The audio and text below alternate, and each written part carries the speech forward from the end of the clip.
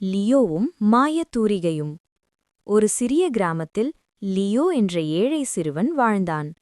ஓவியம் வரைய தூரிகை இல்லாததால் ஒரு குச்சியைக் கொண்டு தரையிலேயே அழகான சித்திரங்களை வரைவான்.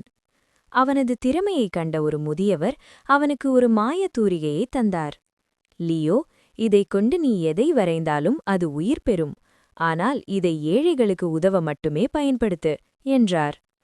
மகிழ்ச்சியடைந்த லியோ காய்ந்த கிணற்றிற்கு நீரோடையையும் பசியால் வாடியவர்களுக்கு தானியங்களையும் வரைந்தான். அவன் வரைந்த அனைத்தும் நிஜமானதால் கிராமமே மகிழ்ச்சியில் திளைத்தது. இதை அறிந்த ஒரு பேராசைக்கார அரசன் லியோவை ஒரு தங்கமலையை வரையச் சொல்லி மிரட்டினான். லியோ தந்திரமாக ஒரு நடுக்கடலையும் அதன் நடுவே ஒரு சிறிய தீவில் ஒரு தங்கக் காசையும் வரைந்தான். அரசன் படகில் சென்றவுடன் பலத்த காற்றை வரைந்து அவனை வெகு தூரம் விரட்டினான். பேராசை அழிவைத் தரும்.